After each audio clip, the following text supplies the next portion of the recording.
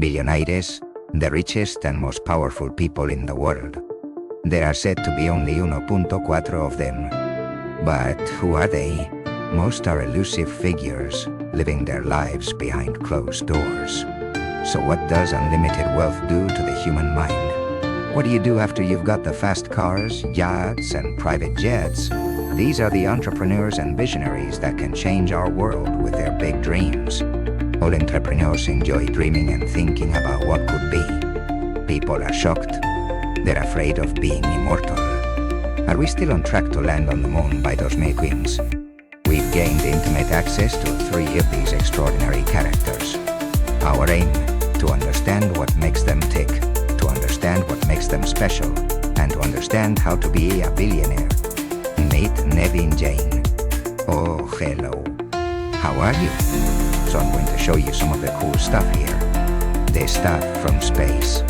I probably have the largest collection of meteorites in private hands, probably more than most museums. This is something I like to share with everybody. The reason I'm sharing this with you is because I want people who can't afford to have them to be able to see what they're like. I want people to be able to touch them, to feel the same thing I feel holding these meteorites in my hand. This is a really nice piece from the moon. So imagine you're holding a piece of the moon. That is just unbelievable. People say, honey, I'll take you to the moon. I brought the moon to you. Imagine that. This particular meteorite fell last year in California. I saw a woman holding it on TV, contacted her, and convinced her that it would be in better hands with me. I told her it could pay for our kids' college education, which is how I got it. Here's another meteorite that actually hit a woman. She was minding her own business, and this thing from the sky fell through the roof and hit her thigh. This meteorite would be less valuable, except for the fact that it actually hit a human being on Earth. It's just really fascinating. Naveen has a seemingly never-ending collection of rocks from outer space. He said they were worth over $9 million. A drop in the ocean for a man with a personal wealth estimated at $2 billion. But his fascination with space extends beyond his meteorite collection. Moon Express. 32-year-old Russian billionaire Dmitry Yitskov made his fortune through an online media empire. Now he's the story, as he tries to drive forward one of the most audacious ideas imaginable. Thank you for your vision. Thank you, sir. I don't think you're crazy. I read the articles. I think you have a vision, and I think we can help you achieve it. He and his team have taken over a whole floor of an Upper West Side hotel in New York. Final preparations are taking place for his controversial Global Future 2045 Congress. The first meeting with Dmitry is a brief encounter on the street. So what's the point of the Congress? What are you trying to achieve? It's a natural process for any initiative to draw the attention of the media and attract additional financing to concrete projects. So those will be the next natural steps: get more money, media coverage, and supportive journalists. How is it funded? By myself. How much have you put into this so far? $3 million. So far. If I want the vision to move forward rapidly, I need others. But with my own resources, it will still go on.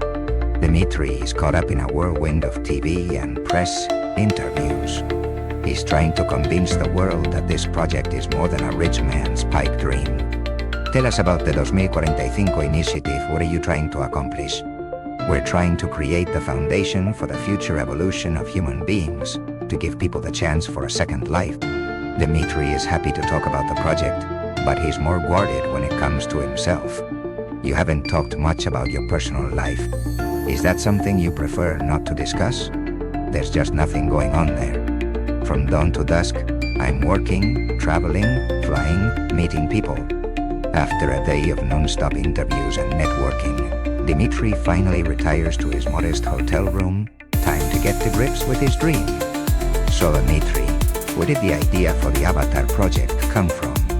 The real effect on my personality that led to the 2045 initiative was a spiritual crisis. When I was 25, I realized I didn't need extra luxury.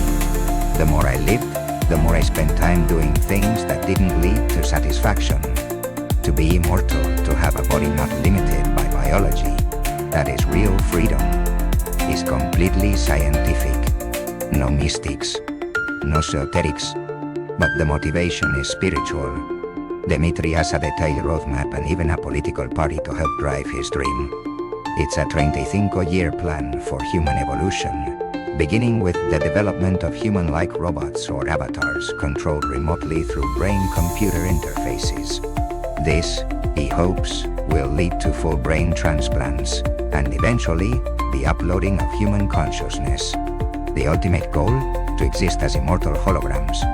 But with science still unable to define what consciousness is, his vision of downloading it to a machine is ambitious, to say the least.